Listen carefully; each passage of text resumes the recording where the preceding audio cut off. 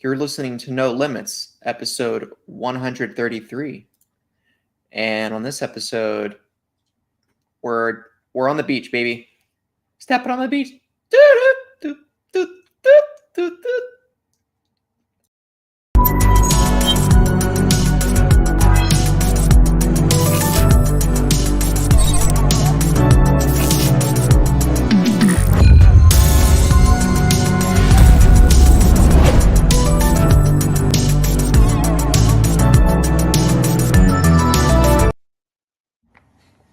Hello, everyone. My name is Taylor, and I'm joined by my co-hosts, Brianna and Sam. You're listening to No Limits, a PlayStation podcast, episode 133. Remember, you can find the video version of this podcast over on youtube.com/SaveTheGameMedia every Tuesday. And while you're over there, make sure to subscribe to the channel. If you would rather listen to audio, we are on all your favorite podcast services. And we would love it if you could leave us a review. It helps us grow, and we'd love any feedback. If you want to support us and get early access to all Save the Game Media content, head over to patreon.com/SaveTheGameMedia and choose the tier that's right for you, just like our current patrons did. Fabulous Brianna, Brianna's mom, Brianna's brother, Nikolai and Knight, Brenton Myers, Marcus O'Neill, Lillian, David Hartwright, Dave Harp, the Xbox Expansion Pass, Lee Navarro, Saul Cannon, Hillary Woods Parker III, Chad, Rick Davis, and Dicklebamp. Also interact with us in the Discord. Links are all in the show notes. Well, we all just did the Death Stranding 2 on the beach trailer in our post show ahead of the main show. Looking good. Subscribe to the Patreon if you want to see your thoughts on that, or extended thoughts. Talk about it a bit later, but yeah, man. Yeah, man. You mean? How we doing, Bree, besides exploding toilets? Uh-oh, I think you're muted. Oh, I said I'm very tired, to be honest. Fair enough. I'm very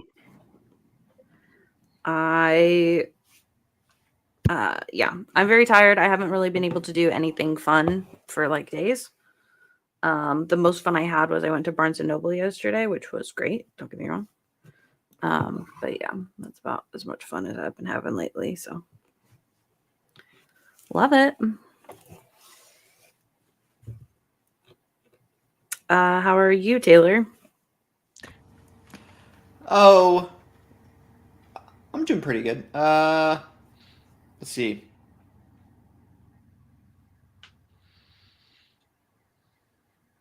What happened this past week? I might have to travel to Brazil over the next couple weeks, some point. That's a thing. For work. Ay caramba. To Sao Paulo. We'll see. I'm doing pretty good. I finally assembled my desk fully, and I need to just, do a little desk transplant. Get everything off the old desk, put on the new desk. Move. I didn't know you got a new desk.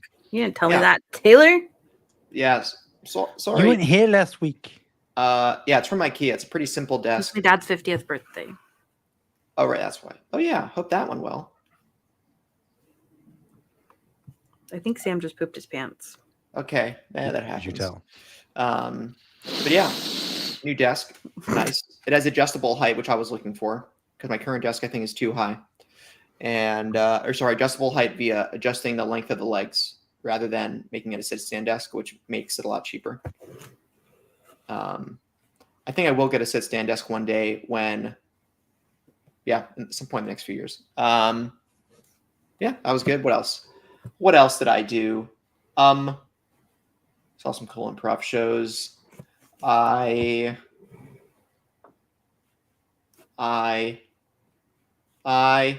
saw an interesting film last night called Ephus. I think it's a great baseball comedy. If you don't understand the game of baseball, you might be a bit lost, but I think it was very good comedy. I recommend it if you have a vague idea of how the game of baseball is played. And there were some cameos by real former announcers, players, including the player who proliferated the pitch itself, called the Ephus. So the Ephus is a slow curveball that's usually so curveballs, listeners who might not know, are pitches in baseball that arc relatively high and then are supposed to drop into the strike zone. where they curve down, or at least in a 12-6 curve, that's how it would work. 12-6 meaning, going from the 12 o'clock hand on the clock down to the 6 o'clock hand. But an EFIS is supposed to be a pitch that hangs a similar way, but is so slow that it fools the batter. Almost like a knuckleball and a curveball crossed. And there's one baseball pitcher that proliferated it. And it's about a bunch of middle-aged men playing a rec league baseball game, their last game at a field in a place in southeastern Massachusetts. Pretty grounded plot, but I thought it was very good. I went to the Cheesecake Factory last night, guys. Did you have cheesecake? Oh, yeah. I had their Oreo cheesecake. Now I've had 5 cheesecakes from the Cheesecake Factory. The goal is to have all of the ones in their menu before I die. I have not been there, and I literally don't know how long. So, yeah, I look. The regular menu is bad to mediocre, but dude, the cheesecake is still the best I've had. Why not just pick up a piece of cheesecake and then go home? We were going to see the movie after that, so we just sat at the bar and had some. I mean, like in the future, so you don't have to eat the. You don't have to eat the regular food anyway. You can just sit at the bar and get a slice of cheesecake. Oh, okay. That's what we did. Yeah. Good stuff. Very exciting, I know. I played. Oh wait, I'm not going to do that. I can't talk about that yet. Can't talk about that yet, Taylor. Okay. Just wanted to rant about Flight Sim so hard. hard. No, I'm not. I wasn't going to talk about that. How are you doing, Sam? I'm fine. Hello, fine. I'm Dad. Okay.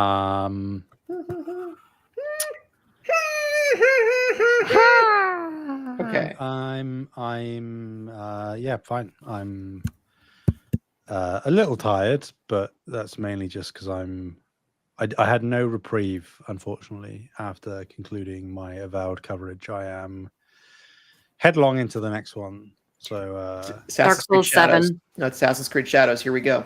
It's Dark Souls 7. What are you talking about? Assassin's Creed Shadows. I know Sam's playing it. Yes. Clearly, my guess is way more realistic. Bloodborne 2, because Bloodborne came out in like March 20, whatever. Taylor, do you ever get tired of being a negative Nancy Nope. about Bloodborne? Nope.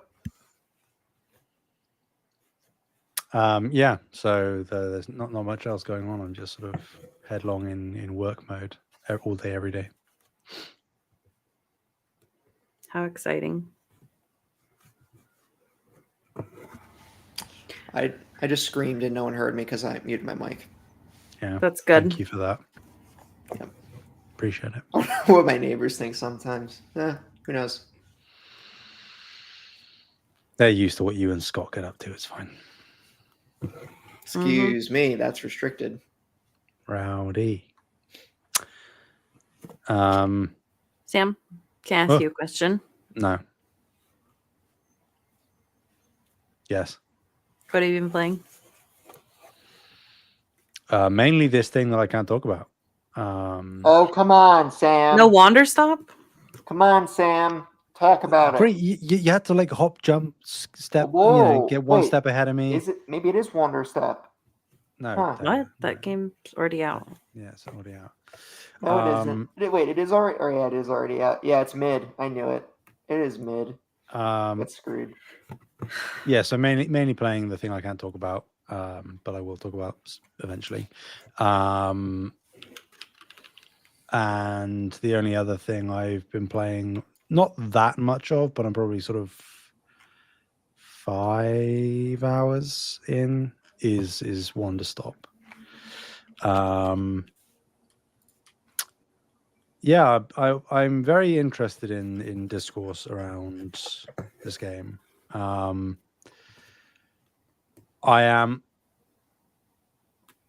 withholding final judgment. I'm really enjoying it, but I can't lie and say that I don't feel, at least as of right now, a little underwhelmed. That's not to say it's bad, because I think everything in it is good and engaging. but the systems don't seem to be quite as deep as maybe I was hoping. Not expecting them to be like super deep, but they're relatively surface level, which I guess could be the point. But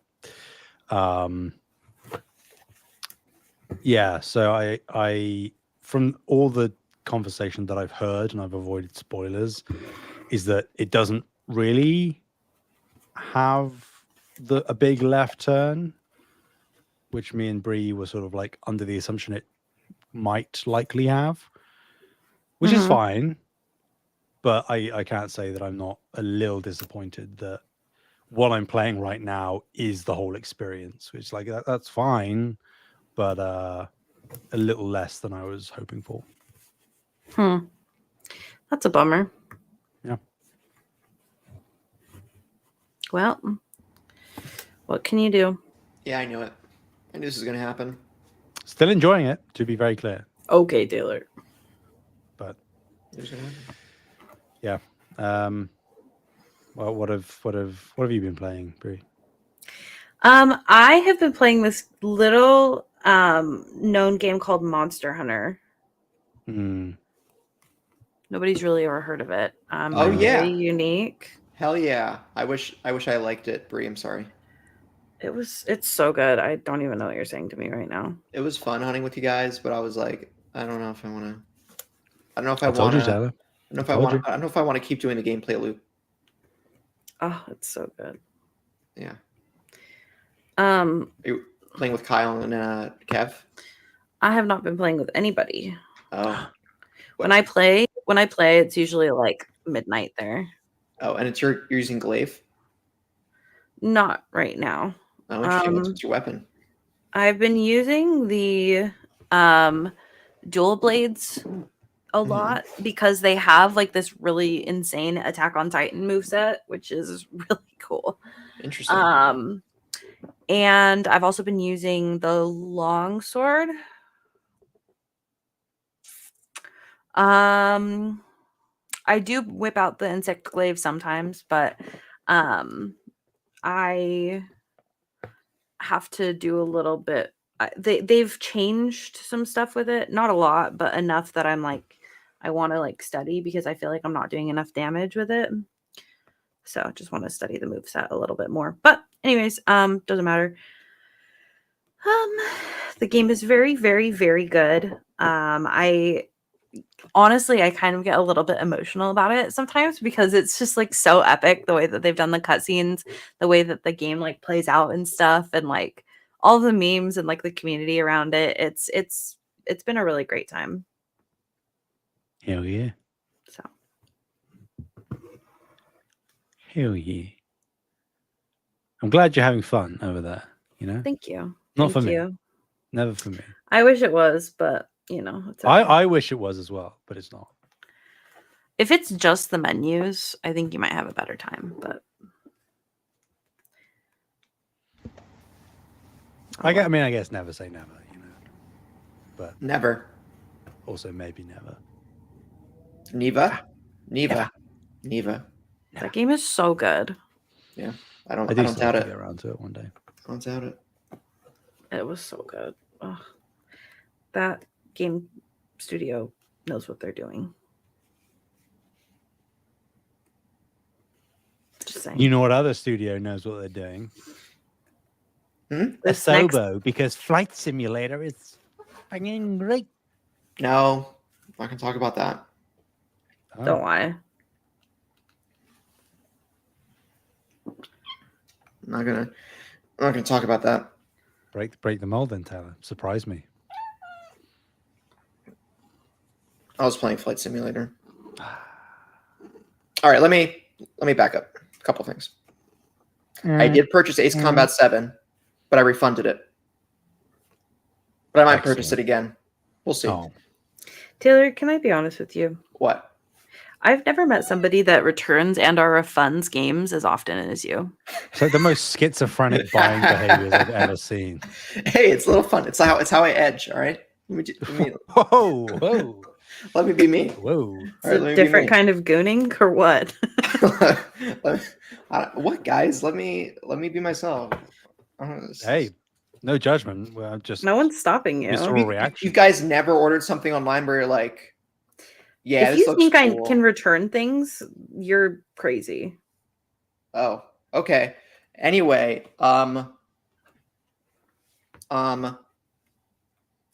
so yes, I was playing some flight sim. I think I played some more when I was here last week, Sam. Did I talk about killing the Hydra in God of War? You did, yes. Okay, then I haven't played any since last time. Damn. Yes, I considered going back. I know I missed a feather on the way to the Hydra, but I'm not going to replay that gameplay segment. I've made that conclusion. Because that's like 45 minutes going back to just get a feather and then face the Hydra again, which I could do, but on Spartan, it actually takes a while. I'm playing on hard because I'm a burly guy. What can I say? I can A tell. little piss boy. You know, not the same thing. But yeah, I flight a bit more in Flight Sim. So the thing with Flight Sim is this week, Sim Update 1 came out, which was a huge fix to Flight Sim 2024. It was a massive, massive patch and officially released. And as my Game Pass sub was expiring, I used the 20% discount on buying the game to actually buy the game and then throw away Game Pass because I wasn't playing anything else. So, and I had a $10 Microsoft coupon from rewards points that I never redeemed back when I cared about Xbox. So that was good too. So I got Flight Sim 2024 for $49 after tax. Nice. A decent deal. And yeah, I'm still having fun playing Flight Sim, and I don't know, guys. I think it's just become its own hobby at this point, and I should get back to playing games. I now consider Flight Sim separate from my gaming habits. I think that's why you now find yourself not playing anything else, because you're trying to delineate it as a separate thing when in fact it is gaming time that you're using. Yes, no, you're right. It would be gaming time if I wasn't playing other games time if I wasn't playing Flight Sim. So, But that's okay. Yeah, but I not. don't want to. No, it's not, because I don't just ever play anything from PlayStation ever again, and that it makes me have identity issues about. Well, why should I still be doing this podcast if I'm not playing any PlayStation games ever? It's okay. You've secretly played and beaten Astrobot though, so we forgive you. It's fine. Astrobot. Yeah, I could have spent that $50 from Astrobot when it was on sale, but you know. What a We live good and we game, learn. huh? Some say, yeah. I was thinking about getting Kirby and the Forgotten Land off eBay. Just I wanted it. I wanted to play a little bit of Nintendo stuff, but I'm like, wait, but Astrobot does that too. They do say I am Astrobot. Yeah. That is something he says. They say Astrobot doesn't have a gender. Right? Astrobot is androgynous. Don't know. I'm pretty sure, like, Nicholas Doucet has said it's a he. Oh. But Okay. maybe it changes day to day, you know? Yeah. That's the thing. Maybe the Astrobot is a mask, but maybe the Astrobot race, you don't know. The rest of them. Yeah. I mean, the rest of the bots are definitely androgynous for sure, but I think Astro might be canonically male. What is Astrobot's gender? Male presenting, at least. What does Reddit say? Reddit says it's genderless. But initially, the bots were called little AR men. Now, maybe they were using men as in like the race of man, encompassing the Astrobot rabbit hole. Yeah, I've lost him.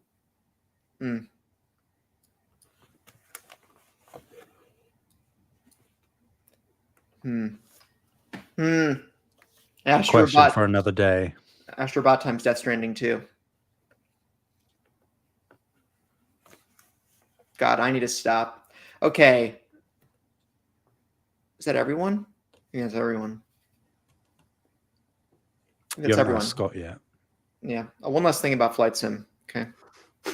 Okay, here we go.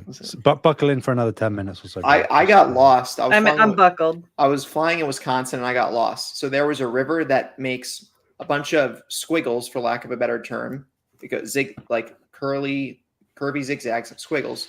And I thought I used that as a proper checkpoint to get to that destination airport.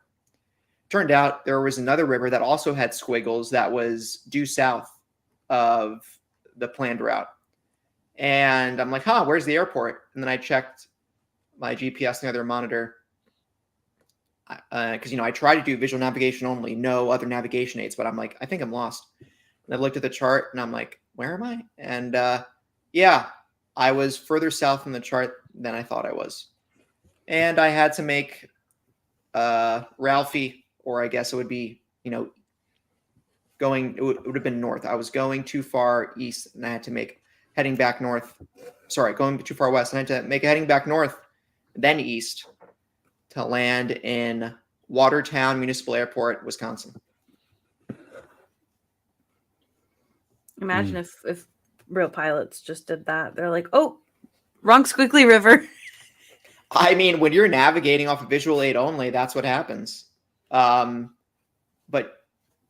usually there's an app called ForeFlight that real pilots use. That's basically an all-in-one planning software for your plane that does include a real-time GPS. You're not supposed to use it as your primary method of navigation, but you can obviously use it as a reference point. So yeah, also I think air traffic control in real life would have called out and said, you could have asked air traffic control being like, I think I'm lost. Can you guys help me get back to this airport? So, but in the event of all systems failure, which you're supposed to prepare for in real life pilot training, you are supposed to be capable to just get back to where you're supposed to be going with nothing but a stopwatch and a map.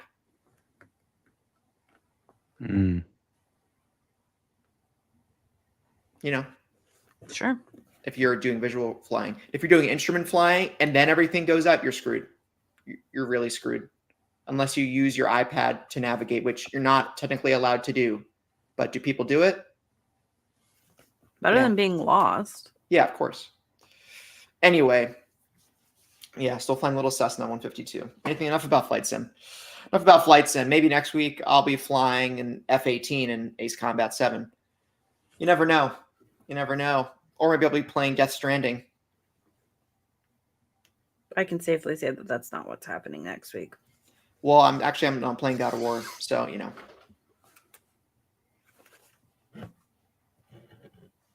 Even then, what's that supposed to mean? Not the Ace. That's not. Not guaranteed, is it? Someday. I'm sorry, guys. I'm too. Is it worse that I play the games but don't finish them, or that Taylor never plays the games? If you think that hasn't been a question that's kept me awake at night, you've got another thing coming. Let me know when you come up with an answer. I don't think I ever will. You can stop at 5 or 6 stores. It's just a constant agonizing torment. These are the people I surround myself with. Mm-hmm. Yeah. If anything, I'm a better Xbox ambassador now for Kev. Am I right? Yeah, I mean, you're basically just like solo playing an Xbox game. That's all you play now. So they should put a Flight Sim on PS5. Anyway, we talked about this. Okay. Let's get right into the news. Oh, I don't even have the doc open. Into the news. It's all right. First one's a pretty quick one. So Capcom trademarked. So I said Capcom. Capcom, the creators of Resident Evil, Monster Hunter, Tekken, Mega Man. You know who they are. Resident Evil again. Yeah, the bathroom. Trademarked Dino Crisis in Japan on March 4th. Maybe signaling a new entry for the franchise. That's been predominantly a PlayStation joint outside of an entry on the Dreamcast. So, right, the dinosaur horror franchise lives on, maybe. I mean, we can be honest. Exoprimal was a Dino Crisis game. Oh, Oh, right. That Jesus game existed. Christ. That game existed, didn't it? What about Evolve, Sam? Some may say. Exoprimal. Were you in Crisis with the dinos? Exoprimal really did exist, didn't it? Oh It boy. did. Yeah. Still exists, I guess. It makes sense though, like with Capcom, like they are going back to so many of their old IP and reviving them. Like realistically, the only one that is worth a damn that they haven't done or announced anything for yet is Dino Crisis. So they're doing Onimusha, Okami, obviously Resident Evil, Monster Hunter is top of right. the world. Okami So, too. Yep. Right. And Onimusha. mhm. And So, Devil May Dino Cry. Crisis, Street Fighter, all Dude. on top of their game. Just small tangent. Best comeback in games over the past 10 years. Capcom. Yeah. That's my take. Yep. Street Fighter V was a disaster at launch. And I think Resident ever Evil since 6 nearly killed them. ever since Resident Evil 7, that was the turning point. Yep. Then 2 remake and World, and the rest is history at this point. It was all the bathrooms. What is your guys' hyperfixation with my bathroom problem? I mean, if you didn't have a bathroom problem to begin with, then we wouldn't have anything to fixate on. You know what I For mean? listeners who don't know, they're referencing Extra Life 2024 when I spent approximately 15 minutes running in and out of a 15 bathroom. minutes. It was 15 minutes. 15 minutes. It was longer than that, It was Taylor. 15 minutes, and I didn't know how to progress, and they think I'm stupid. So That's not what anybody said. that's what they said. That's what you're thinking. Nope.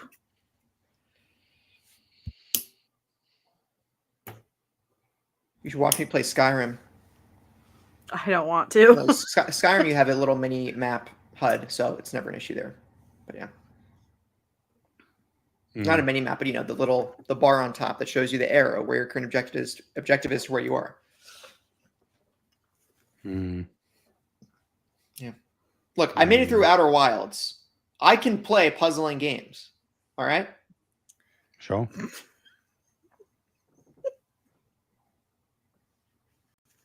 No need to be so defensive, Taylor. I played Portal 2. Mom didn't raise no. I can't. I won't say that. Mom didn't. I'm so Mom didn't. horrified. Mom didn't. Mom didn't. Okay. Who wants to talk about F? To pay respects. F in the chat. That's what you sound like now, Sam. No, Sam, it's not Call of Duty Advanced Warfare. Was that the game that did it? And that was Black Ops. It was Black Ops that did it. No, it was. You got to do the Animal Crossing Okay. talk. Oh, yeah. It's one with Kevin Spacey in it. Yeah, unfortunately. Yeah. Try watching House of Cards now, knowing what Kevin Spacey did. Bet you can't do it. We'll gladly watch House of Cards. Okay. Worst show ever. Robin Wright needs to kill me. Next. What?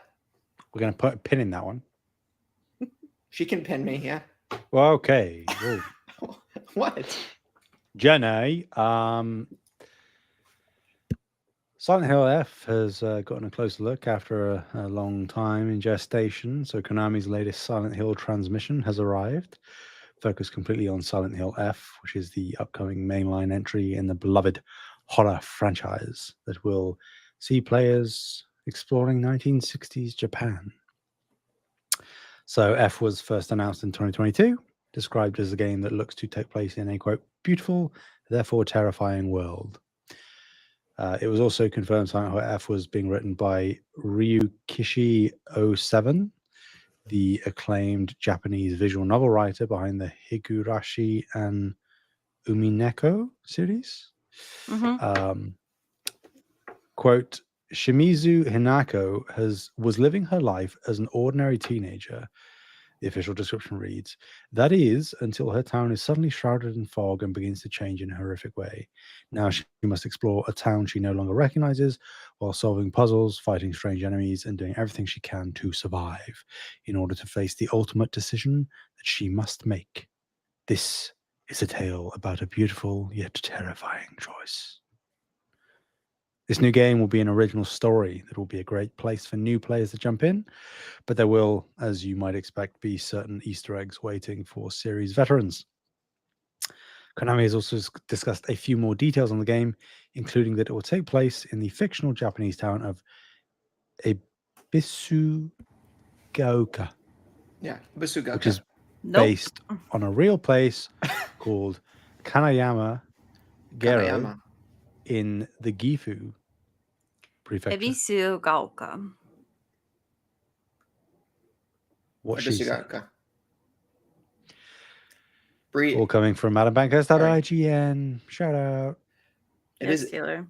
How do you know what letters to emphasize? It's not about the emphasis. It's about the way that Japanese works is that every single thing is pronounced the same way every single time. Okay. So, ebisugaoka. Ebisugaoka. Ebisugaoka. Ebisugaoka. I'm not saying I'm emphasizing the right syllables. Oh. I'm saying I'm pronouncing the letters correctly. Ebisu. Ebisu. Ebisu. Gaoka. Mhm. Yeah. Anyway, great. the game looks pretty good. Yeah. Is Bloober doing this? Who's doing this? No. There's no it's way. a internal team at Little Konami. Bluebies. Hey, Bloober did a great job. I The will hear Silent 2 nothing. remake looks, they punched up. They are still working with Sam was Konami wrong. on something, but Sam was wrong. Just I'm for the sorry. records. I and everybody else on the internet had plenty of reason to doubt Bloober Team. I think you're Wow. wrong. The medium was aptly named because it was mid. Oh boy, Kevin's gonna fight you on that till death. Cool, bring it. I'll probably have a better time fighting him than I did playing the game. Wow. Yeah, no, it looks sick. I hope, speaking of Silent Hill 2, that the momentum that maybe gave the IP helps this game in terms of like reaching a quality level, but also then a general success level where Silent Hill can actually come back and be a proper active IP again, because Yes, please. it deserves to be, I think. And it's a shame that it's not. So hopefully Konami doesn't mess this Well, I up. think that it's also like a sensitive thing because Kojima is gone, right? I guess, well, yeah, but that's only in specific reference to Silent Hills, right? Yes. Outside of that, Silent Hill has always stood on its own without Kojima. So I don't know. Do you think that the sort of Kojima's shadow is lifted off of Silent Hill at this point? I'm hoping that's what this game does. Yeah. Yeah. So I think so. Shadow is listed on. Yeah. But I don't think that'll happen. That'll never happen for Metal Gear Solid. No, I agreed there for sure. what game? Never heard of it. Especially if they do another thing like Survive. Jesus Christ, what are they thinking? Yeah. Yeah. Anyway, it looks interesting. Probably not going to play it. Maybe I'll play Silent Hill 2 one day. Horror games aren't usually my vibe, so. Horror games are super fun, especially Yep. when there's no bathrooms. Except for Bloodborne. It's the only good one. That game is so good. Don't make me play it again. No, you're going to play yes, you will play the DLC. You will beat the DLC. No, don't make me restart the game. No, just you will beat the DLC. Taylor, you know not what you speak of. You will beat it.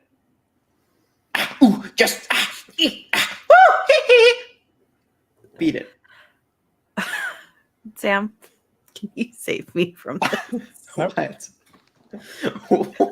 What is the issue? I'm good.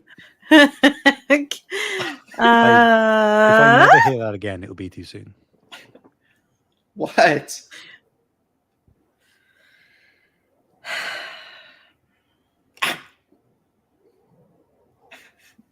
Sam, it's still don't do it. It's still happening. Don't put your Thank you, headphones thank on. you.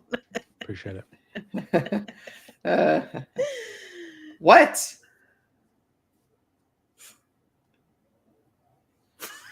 You don't do that when you beat it? The game? I do not make Michael Jackson sounds when I beat it. Okay.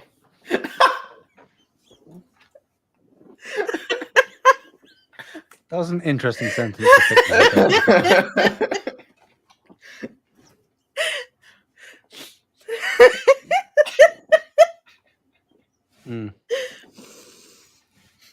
Yeah. Wish I hadn't heard that, but I have. You can blame Taylor. He's like, you don't make Michael Jackson sounds when you beat it? And I was like, no, I don't. Oh well, your loss. My glasses are fogging from laughing. Anyway, who wants to talk about People Can Fly? Oh God. Hold on. Just give me just a second. I could talk about it. No, I Go can on, do then. it. I just started crying. So That's all right. That's all right. had to. Okay. People Can Fly has entered an agreement with PlayStation. People Can Fly, the team behind shooters like Bulletstorm and Outriders, has announced it's entered into an agreement with PlayStation to produce a new game based on a current pre-existing Sony IP. No other details have been confirmed other than its codename Project Delta. Currently, the studio is collaborating with Microsoft on Gears of War E-Day. Hopefully, hopeless romantics, speculate this could bring the possibility of a new Killzone Resistance or other dormant FPS franchise. I wonder who the hopeless romantics are. Yeah. Wonder who that could be. It's from Liam Croft of Push Square in the previous story. I think Sam mentioned it was from Adam Bankhurst at IGN. Yeah. Yeah. People Can Fly. Man, it feels like PlayStation doesn't even know what the people want. No one really wants a new Resistance or Killzone except for the little enthusiasts that don't put a real dent in their market base. I'm just kidding. It's the brutal truth that Sam has to face. I disagree with you, but okay. It's brutal. Yeah. Brutal.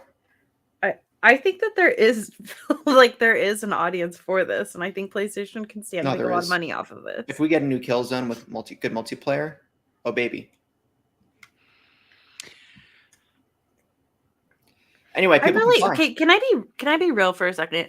I really hope that it's like I don't want to like influence the universe one way or another, but I do hope it's Resistance, just because I really wanted to play Resistance, but by the time that I was like in a place to play Resistance, it was like too late, kind of thing. It's not too late, Bree. I played Fall of Man a few months ago. It's too late, and what? I would really love to enjoy the franchise. You can play Fall of Man in 2005 Glory. Sam, did you hear anything or? Wow. You think I'm going to side with you on this? I'm not playing that game. Why?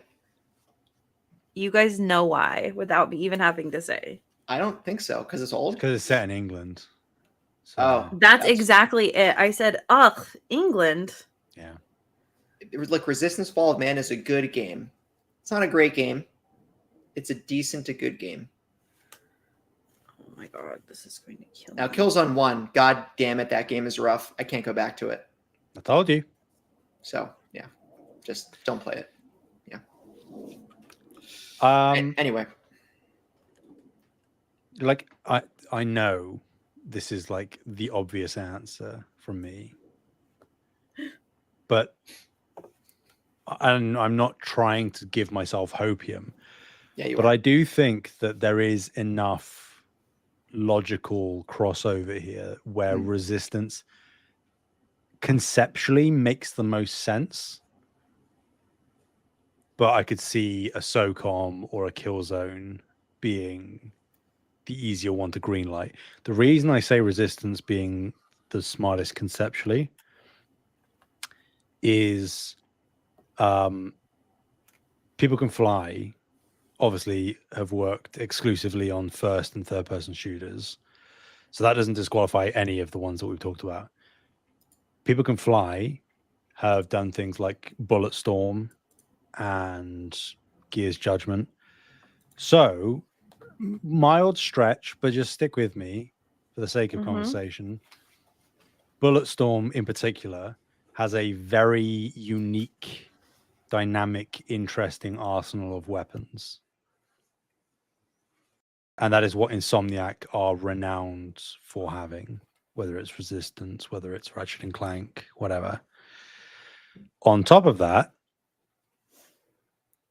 specifically working on and with the Gears IP, they have experience with like aliens, alien hordes, lots of different like creature types, things like that. So I think that in combination with the arsenal of unique and interesting weaponry that does strange stuff and the experience working on Gears with aliens and different creature types, both of those are Resistance. And what I will also say, am I connecting dots that might not necessarily exist? Maybe. But don't forget, in January of this year, the Resistance IP was renewed. Where was it renewed? Europe. Where is People Can Fly? Poland.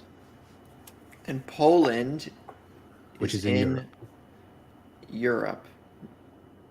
So these things are a couple of months apart, the IP being renewed, and this team who do first and third person shooters working on an existing IP.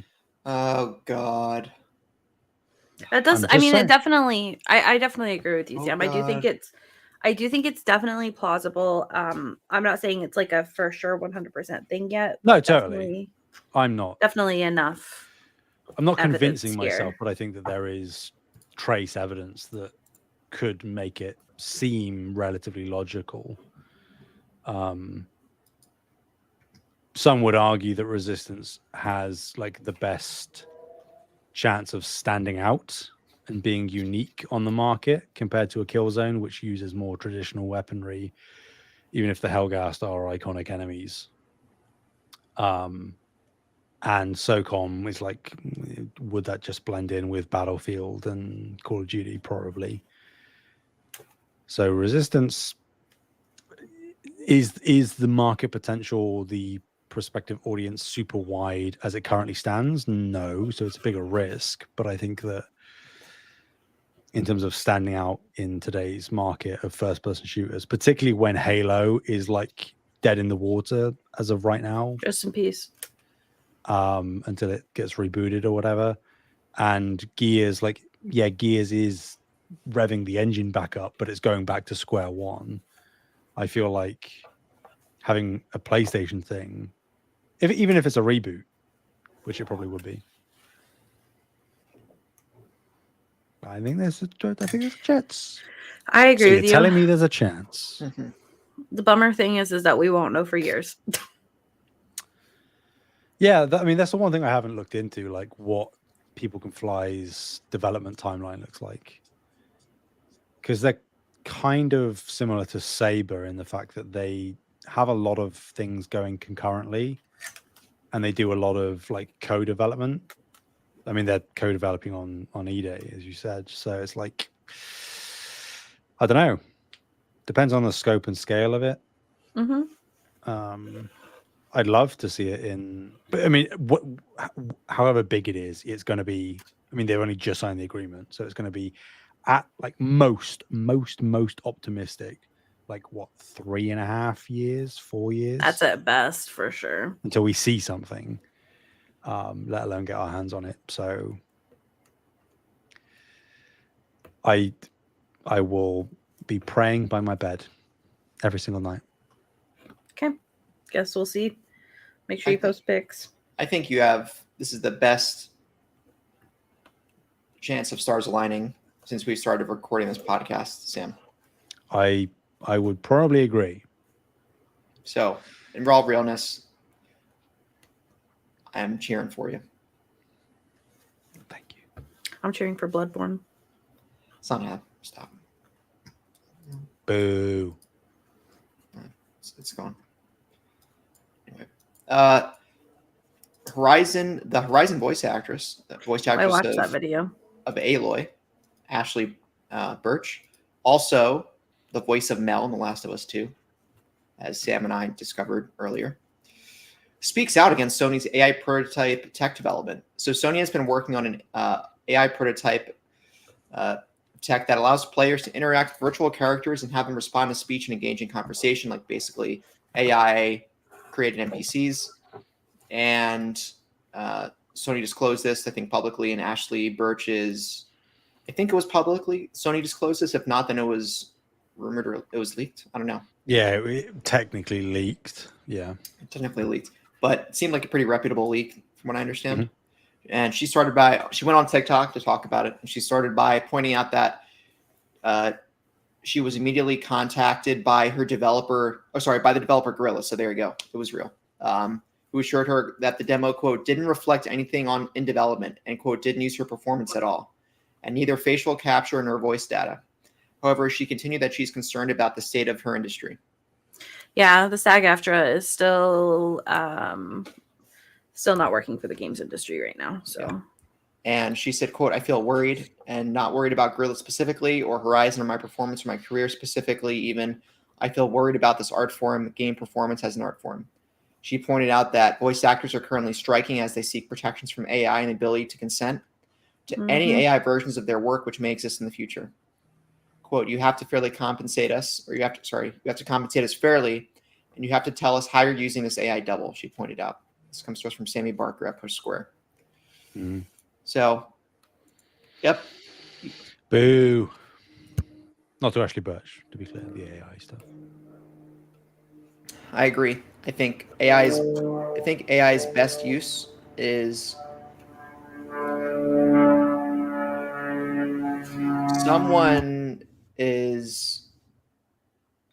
it's not my plane. Someone's plane is going by Bree's house. Bye, plane. It's Scott's plane. Oh, hi, Scott. It's crop dust. What was I going to say? Like I said, I think AI in the games industry is best leveraged to improve game performance, frames per second, resolution, that sort of thing. It's best used as a way to grant people accessibility to play games that otherwise wouldn't be able to. And I think it's worse utilized in places like this where, right, you just make assets. The AI makes assets and voices for you. And I actually disagree with you, Taylor. I think that AI has no space in any creative spaces at all. Like, not even to help improve video games. I think that AI needs to not be in any sort of creative spaces. Like frame generation? You don't think so? Like improving your frames on your graphics card? I don't think so. I don't understand that. How is it a detriment in that application? Because somebody has to be working on those visuals, right? The person still works on the visuals, but it's literally the ability for your hardware to render them. But if you can pay enough people to get a game to 30 FPS, and then you're like, you know what, AI can do the other 30. Why would we worry about like engineers and visual artists doing anything further? So I think that's it. Visual artists, I don't think improve a game's performance. There are technical artists that do help improve the game's performance. I guess the fidelity of the artwork, I can agree with that. Like on a Nintendo game, for example, you need to make your art in such a way that the Switch can run it well, right? You do like just to like, so technical artists program visual effects. So when you said visual artists, I thought you meant like environmental artists or like people who do artwork. Like technical art. The people that work with engineers to code and like work on all of that stuff. So you're saying those jobs with frame generation existing, those jobs wouldn't they be much less? I'm saying the game company may be able to get away with like using less people or like paying people less or whatever it is. I'm saying that AI has no business being in creative spaces, whether it's writing, whether it's art, whether it's whatever it is. Creative spaces should be left to humans. Otherwise, what's the whole freaking point?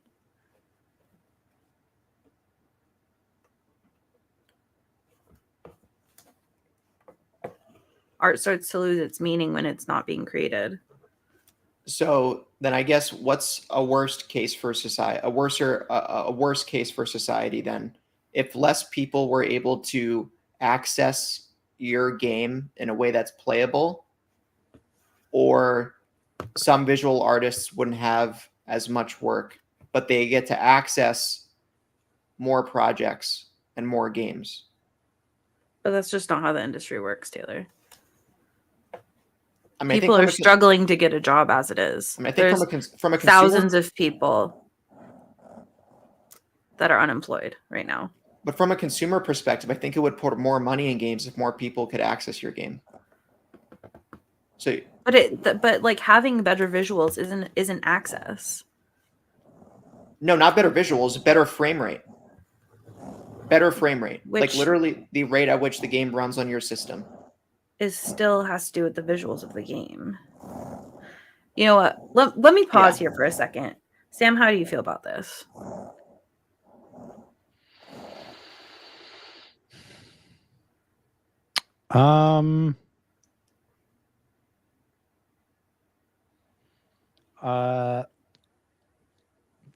Very conflicted. I'm generally of the sentiment that I would agree with what you're saying, Bree. That, okay, I'll bridge the gap and say that whether we like it or not, AI is going to permeate into every field, and that will inevitably mean games. And I've been very vocal in the Discord against AI implementation, even up till very recently. So that hasn't changed, to be very clear. But I think that to your point, Bree, AI needs to be as absent as possible from every creative field.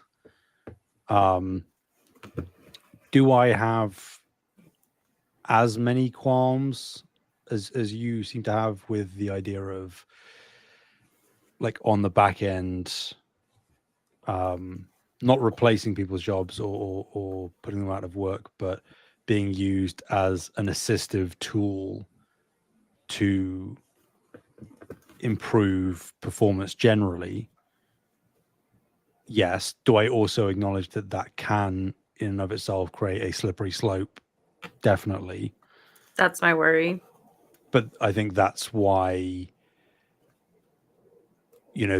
all the corporations are wanting to chase AI. So I think there is a compromise that needs to be made, which I think is what Ashley voices relatively, smartly and succinctly, in that these things are going to happen to an extent in whatever field, however segmented they may be.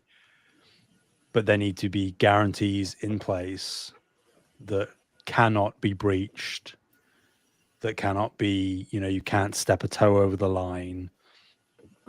And that is going to take a lot of time. It might even be impossible in some regards. But when I first read this whole story and saw the video of AI Aloy, I misinterpreted, because I remember like maybe a year and a half ago or something, there was a patent that Sony filed for like an AI help companion that would like give you advice. So my understanding when I first read this story was that I was like, still not great, pretty abhorrent, but especially Aloy, of all people, for a game that is literally talking about the dangers of giving AI control over to machines and AI. But anyway, besides the point, I misinterpreted it as like, oh, they are sort of beta testing this idea of you ask your PlayStation a question and this AI version of avatar that you can select, whether it's Kratos or Aloy or whatever, will pop up and will give you an answer. Now, that in and of itself, I'm not a fan of, but that's what I thought this was. Mm-hmm. And then I read that, like, no, this dude was just playing Forbidden West and asked a question, and Aloy answered. ChatGPT Aloy answered him.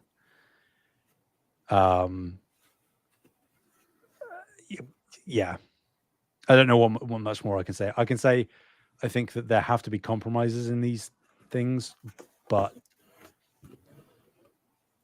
I'm glad that people are fighting as hard as they are and striking and whatnot, because there need to be concrete, grounded, drilled into the floor, down to the mantle of the earth, barriers that are not compromised. Yeah. See, that's the thing is like, of all the things.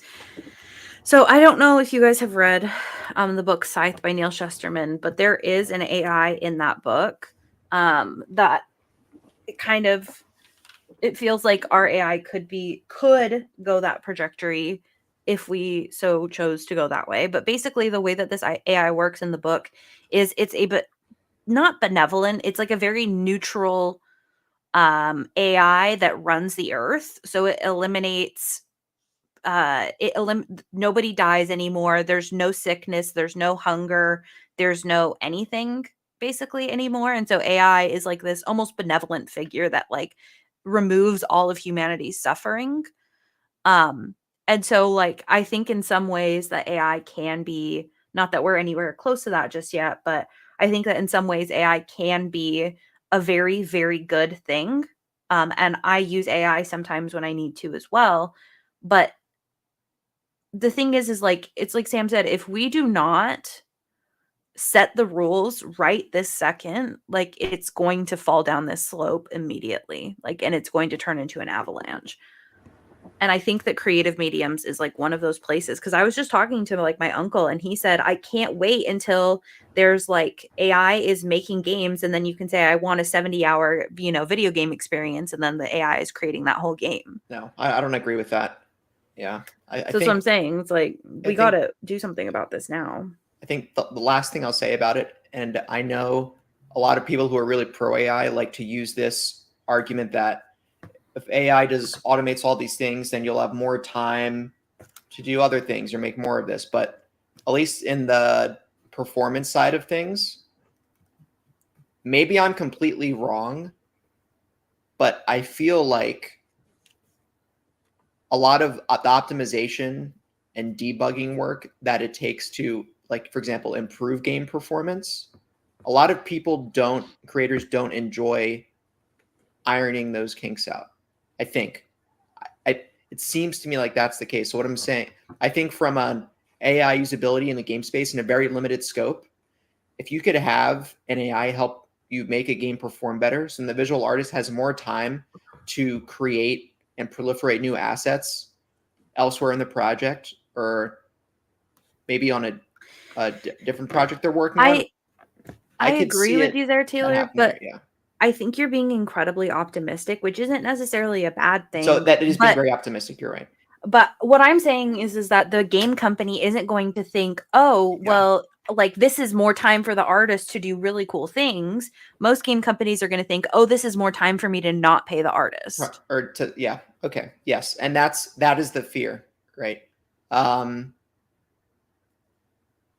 is the fear. I think because if that was happening, and I think it will happen with some of like the better companies that are like, more moral or whatever you want to say, like I do think that will happen, but like it's not going to happen everywhere, and I don't even think it's going to happen I don't even think it's going to help things like crunch. Like I think that stuff is still going to be happening, and I still think that companies are still going to be exploiting their workers' time. Yeah, at least on the hardware side, that sort of technology, it's interesting, right? Because graphics cards are a junction between a creative pursuit and I don't know if the word is non-creative pursuit, or I'll say engineering, or not. Well, engineering games too. I don't know what the word really is, but it's like, for example, like GPU technology is the intersection between art and the access of art, right? So Mm-hmm. I think a lot of the people in the realm of like AMD, NVIDIA, well, they're also really love AI too, so that's not a good example. But I don't know. I wish I had a utopia where everyone could access games and they all performed well and everyone still had access to great work and a fulfilling life and income. Then you delve into like universal basic income and other things. I think if like rich people weren't so greedy, I think that we could have a lot of really cool things, but unfortunately that's not fair where we point. are. So just to be clear, I do agree with you, Taylor, that could be a really cool thing, but I sincerely am concerned about video game workers. Yeah. No, I'll meet you there. I agree. And Sam is actually not here anymore. He's been replaced by Scott. Well, Sam is a video game worker. He is. What if AI writes his guides? It's possible. I mean, if Sony does that like help thing, that will eliminate at least some of the need for guides. But I think the help thing was an AI created. I think the humans programmed and created those. For now. Like, I love the helpful tips on the PlayStation 5. I really do. It saves me from going on YouTube or Googling and accidentally spoiling myself. It tells me exactly what I need to finish the trophy and it sanitizes all the other information. But then it gives less business to people like Sam. Mm-hmm. That's not so much an AI thing as it at the moment, I think, as it is just conflict of interest between IGN and PlayStation. But anyway. Sorry, Sam, it wasn't personal.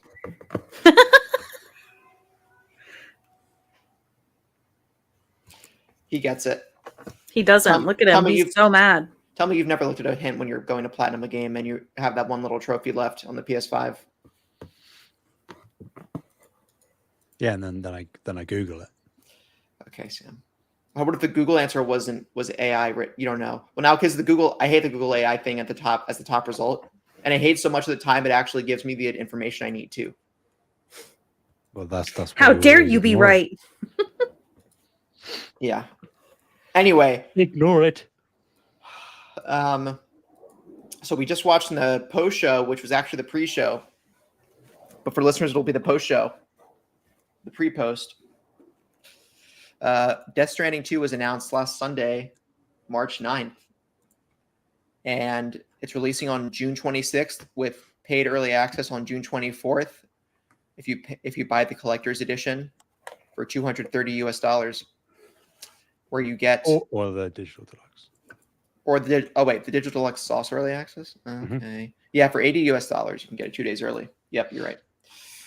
So if you get the collector's edition, you get a digital copy of the game, collector's box, a 15-inch Magellan Man statue, 3-inch Doll Man figure, art cards, letter from Kojima, some in-game items, and if you pre-order the collector's edition, you also get some more in-game items. And the digital deluxe also gets you 48-hour early access on June 24th. And all the in-game items from the collector's edition, looks like. And the digital standard edition is available for $70, whereas the digital deluxe is $80. And there's going to be a concert series called Standing Harmony that will happen around November 8th on 2025. And yeah, the panel from South by Southwest Conference showed a 10-minute trailer of the game showing Norman Reedus, his character, going through a variety of biomes, from mountains to swamps to snowy mountains to dusty cities, sandy cities, the desert, swamps, everything in between. I did see Shrek in the trailer. You saw Shrek, yeah. And it was a pretty awesome trailer. Yeah, Death Stranding 2, June 26th. I said, Shrek, what are you doing here? Oh, Shrek, peel back. Shrek is Life was such a moment. It was such a moment.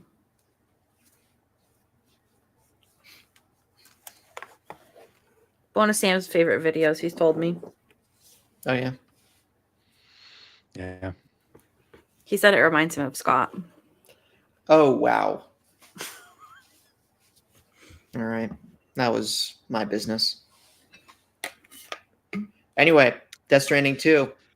Strand. It's the second Strand type game. This time Sure you're is. stranded on the beach. Doot doot doot doot. You've seen the video Yeah. stepping on the M83 rather than saying stepping on the beach. Doot. Where it says doot doot doot. What is he? No, I can't think. The only way I can think about it is stepping on the M83 edit. Stepping on the beach. Doot doot doot doot. So instead of that, he goes doot doot doot doot. What is So happening? I think Taylor's having a stroke. No, I'm not. Oh no, it's happening again, Sam. He's beating it, Bree. He's beating it. Right now, Taylor, you can't wait. Yeah, no, I'm very glad that Death Stranding 2 is coming as soon as it is. You know, we were talking like, is it going to be later half of the year game? Obviously, that's going to be Yote by the looks of things. I said it. I still think all these days on that trailer for Death Stranding 2 is probably one of the best trailers I've ever seen for a game. Obviously, it helps a lot if you have played through the original Death Stranding. It was high up on my anticipated list, and this is just sort of like, I think probably skyrocketed it to the top. Wow, more than Yote. There you go. Yeah. I mean, I think, honestly, it was always above Yote. But now it's comfortably above. Now, of course, Yote could come out with a state of play or show up at the showcase, which they're going to do, manifesting, and really blow me away, in which case I could swing back. But Sam famously a swinger. Can neither confirm or deny. Wow. Yes, like I guess outside of like Saros, technically. Ugh, that game looks so good. Please. And we've seen literally nothing of Saros except for the reveal trailer. So like, I cannot wait for June 26th. It looks so sick.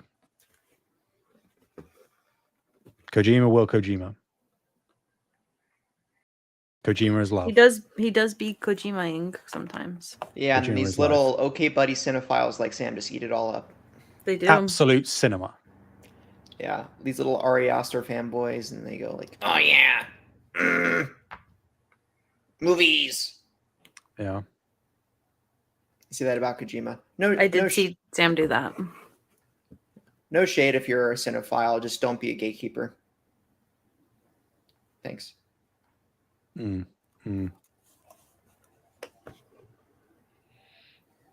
Yeah. So I will be I'll be pre-ordering tomorrow. Tomorrow. What edition, Sam? Yesterday. Physical. Yesterday. But standard edition. Physical standard edition, you loser. Yep. See, if like I said this like in the post show, which I'm not going to reiterate too much of, because you should subscribe to the Patreon. If the collector's edition even had a steelbook, I might have gone for that and then picked up a physical copy, you know, in a year's time or something where it's a bit cheaper. So they've got a disc copy. Oh my god! Do you really pay 20% tax on games, Sam? I mean, As part of that? like, get what do you mean? I don't know. I just looked up UK tax because I was curious. Then it said 20%. Well, I mean, game prices are completely screwed over here because $70 does not equal £70. Right, but it's 20% of the pounds you pay. Sorry, 20% of the pounds you pay, you have to pay on top, right? It's 20% of the list pound price. You have to pay on top of it, right? I The guess additional depends 20%. on. I guess No, I don't think so. Interesting. Could depend on where you're buying, but Okay. Anyway, I'm gonna shut up. Cool. Death Stranding 2. Yeah. It does look very cool. It really does. It looks cool. It looks cool. Say it one more time, just so I'm convinced. Looks really cool. Okay. Thanks. Like the closest you'll get to a Christopher Nolan video game is probably it seems like Death Stranding. I don't know. I mean, there's that Exodus thing that's got McConaughey in it. You know? Oh wait. Oh, that's a Kojima game too, right? No. No. Oh, it isn't. Whoops. What's that other game that he's working on? Who, Kojima? Mm-hmm. OD. Oh, thank you. Which is Overdose, the horror thing for Xbox. We've heard nothing on that, right? No, I mean we saw the one. Well, technically, there was a leaked trailer that came out like 2 years ago at this point, and then they had the actual reveal of it, confirmation of it, which it was just, if you remember, like the motion capture of the actors' faces. Mm-hmm. It was what's her name? Hunter Schafer, Mm-hmm. and a couple of others. The one of the young actors from the It movies, I think. But yeah, we haven't seen anything since then, so God knows where that's at. Okay. But that always read to me as more of like a smaller experimental thing rather than a full-blown game. Like he's talking about how it's utilizing Microsoft's cloud tech and everything. I don't buy that it's actually like a full-blown game.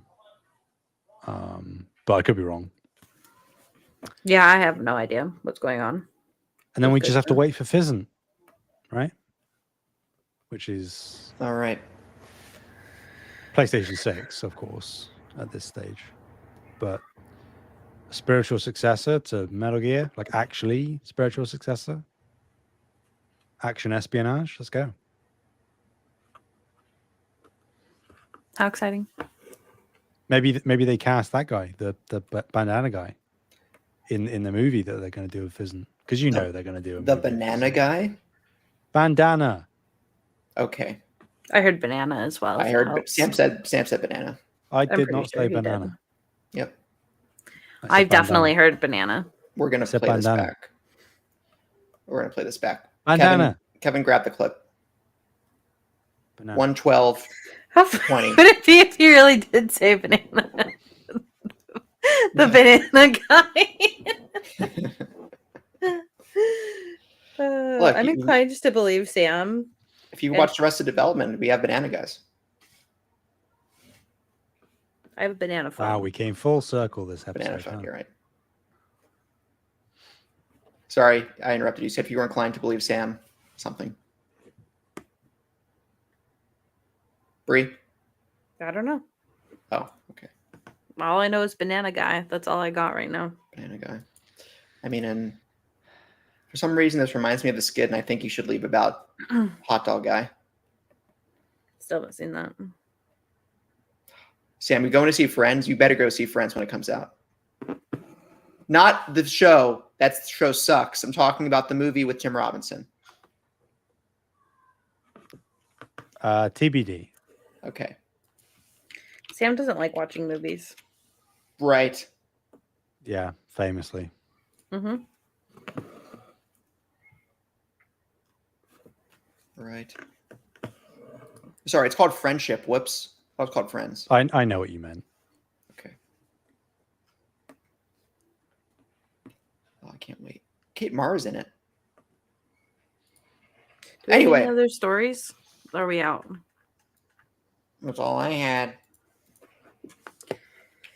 Sam, did you have any other stories for us? No. I was hoping you'd make something up. That was boring. God of War's 20th anniversary is coming like a fart in the wind. Just Oh, wait. there and then it's gone. I have something. How dare you, Sam? Santa Monica released a series of 20th anniversary bonuses in Ragnarok that you can get some cool new armor sets and skins. What did they do? They did. So there was what they called the Dark Odyssey collection, which were right. So they have a Dark Odyssey armor and appearance for Kratos, mimicking what he looked like in God of War 2 with the gold body paint rather than red. And also they redid the weapons to mimic those appearances with the gold emblem on it, or gold accents. And they're doing a 20th anniversary Gallery Nucleus exhibition in LA from March 15th to March 23rd, where they have a collection of new artwork inspired by past 20 years of God of War. And they have 20th anniversary God of War merch. Pre-orders Maybe I'll open go to Monday, that. March 17th. Yeah. And they have a 20th anniversary collection for new art prints starting pre-order start Tuesday, March 18th. And there's a Jormungandr plushie that you can pre-order on March 19th. I might need to get that. Is it cute or is it scary? Oh, I think it's cute. You haven't seen it? Mm-mm. Check it out, Bree. Nobody just- sends me these things. I just I'm put just it in the account. Thank you. And there's a vinyl collection coming out. Pre-orders open March 20th. Yeah. Sam, you're gonna do it? I said in the Discord that like I'd be all over that vinyl, but I know that thing is going to cost like 400 or something. What? Stupid. Why? No way. That what? 400? What? It's 13 vinyls. Oh, interesting. Bree, what do you? It's music from every God of War. Okay. Bree, what do you think So of the Jormungandr? Oh, he's pretty cute. He's also slightly horrifying. but Yeah. isn't that just Yormi in a nutshell? If you replace his eyes with googly eyes, that might look worse. I don't know whether you noticed as well, but he actually has the Leviathan axe in his mouth. Yeah, I saw that just now. You're right. Throw it back to God of War 2018 if you know, you know. Or was it Ragnarok when he, well, I feel like it was 2018. No, that was 2018. Yeah. Good times. Spat that boy back out. Good times. Yeah. Sorry, I just got like texts from like half my family. Anyways. Ew. Family. Ew. All good. Ew. You like your family, Taylor. What are you saying? I like my media family. Exactly. That's who was texting me. And my extended family is a bit complicated since the past few years, but we can discuss that another time. I still love them. You mean you don't want to air your family drama publicly? Sorry. Haha. Prank. Anyway, thank you all so much for listening. Please listen to the post show where we gave our live thoughts about the Death Stranding 2 trailer and where we watched it live. And you can find us on YouTube at Save the Game Media Discord. Links are all in the show notes. Extra Life 2025. It is not too early to start donating. Please do it. Links in the show notes. Where can people find you, Bree? At Fabulous Brianna, FabulastBreanna. All right. What about you, Sam Yule? Sam, your full name is Samuel? Because I have a friend where his name is just... His name's Samothy. Is the nickname without the full name. Like his... It's like, you know, Sam instead of Samuel. Samathan. Okay. What did you ask me? Sorry. Where can people find you on social? Oh yeah, we're at that point. Anywhere and everywhere at Sam Heaney, Heaney. Please don't tell me you guys heard me burp. I didn't. Good. Really loud. Wait, you didn't, Bree? I didn't. My hearing went out for a second. Yeah, that's disappointing. Shit. No, I didn't. Didn't happen. Okay, cool. What about you, Taylor? Oh, you can find me at Mr. Carter 9, MrCarternine on PlayStation, where I'm not on that much these days, but also on Xbox. Allegedly, he TPR, plays PlayStation. At TPR #6868, and Discord name's Taylor. Steam TPR. I don't know. Yeah, I'm out on socials really much. Yep. Sorry, I don't have a blue sky. Whoopsie. Whoopsie. Anyway, It's so much better than Twitter. Let's be real. Yeah, it So is. much better than Twitter. Haven't even opened it. And Tesla's going down. Good times. Anyway. I'm yelling timber. Yeah. Okay, Yeah. Kesha. Until next time. Have a good one, y'all. Bye.